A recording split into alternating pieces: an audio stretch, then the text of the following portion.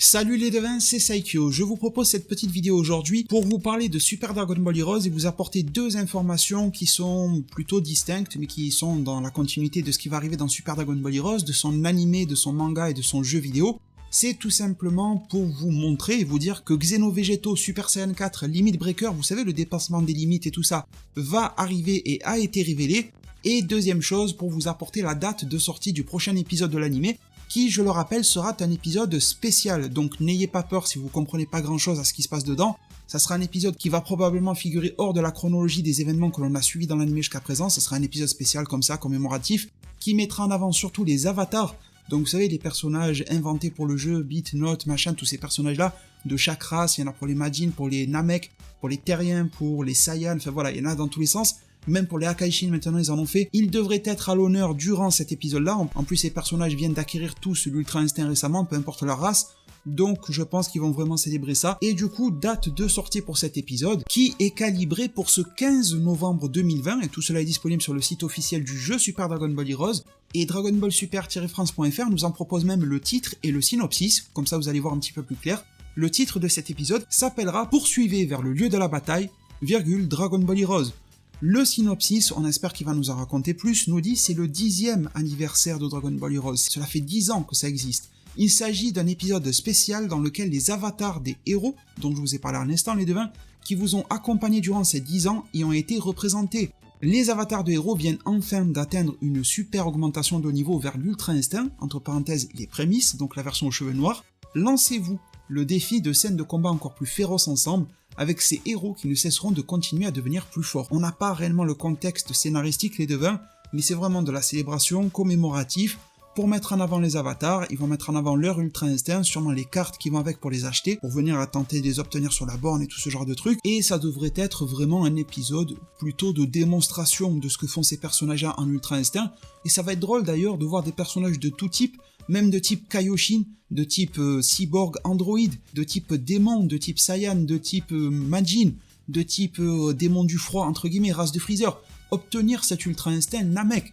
Je veux dire, là, ça part dans le fanservice total, mais c'est une œuvre Dragon Ball Heroes qui se le permet en tout cas, qui peut se le permettre du moins.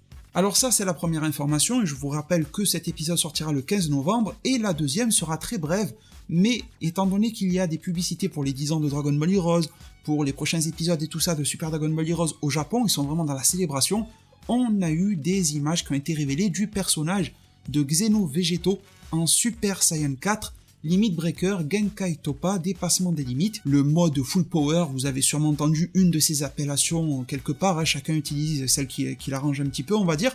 Et au final, bon, c'est un design somme toute classique, vu que maintenant on connaît comment ça marche sur Goku et Vegeta, mais du coup ça nous confirme ce que je vous avais montré, j'avais mené la petite enquête, vous vous en rappelez, on superposait des cartes et tout ça, parce qu'on avait une silhouette qui était révélée concernant un nouveau Limit Breaker à arriver.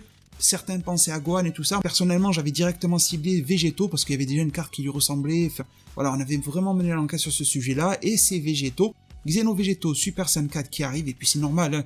Goku, Vegeta viennent de l'avoir.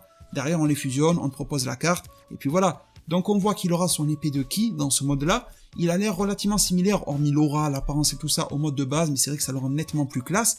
Par contre, ce que je voulais aussi vous présenter, c'est que dans ce spot publicitaire, on y voit aussi que Vegeto SLJ Blue, du côté des capsules, des normaux entre guillemets, de Goku et Vegeta, semble faire une association de ses pouvoirs à celle de Xeno Vegeto Limit Breaker. Du moins, attention, faut pas s'enflammer, dans le spot publicitaire, les deux sont mis côte à côte, comme si ils allaient agir et se battre de concert face à une menace commune. Après, ça reste un spot publicitaire, ils peuvent très bien les mettre en avant tous les deux pour nous faire comprendre que durant l'arc, eh bien Vegeto qui a déjà eu sa part face à Super Few, et qu'ensuite, eh bien, la seconde part revient pour Xeno Vegeto Limit Breaker. Ça veut pas forcément dire que les deux vont agir de pair, mais c'est tout à fait possible, et surtout, on sait que Super Dragon Ball Heroes aime bien faire des cartes sur lesquelles il y a plusieurs personnages, et c'est clair que pour les 10 ans de Super Dragon Ball Heroes, lui proposer une carte, vous savez, une SEC, SEC, les secrètes, c'est les cartes les plus chères qui existent de Super Dragon Ball Heroes, à l'effigie de Vegeto SSJ Blue Capsule plus Xeno Vegeto Super Saiyan 4 Limit Breaker,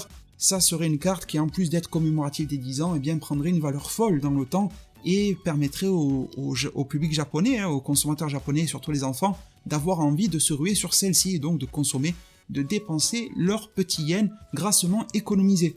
Et bien voilà les devins, vous êtes au courant de tout pour aujourd'hui, j'espère que ces news vous ont plu. Si vous voulez en savoir plus sur la date de sortie du DLC numéro 2 de Kakarot, la vidéo est sortie hier ou avant-hier, un truc comme ça, en tout cas elle est dispo, je vous la mets en description. D'autres vidéos arriveront bientôt, je vous remercie infiniment pour tout.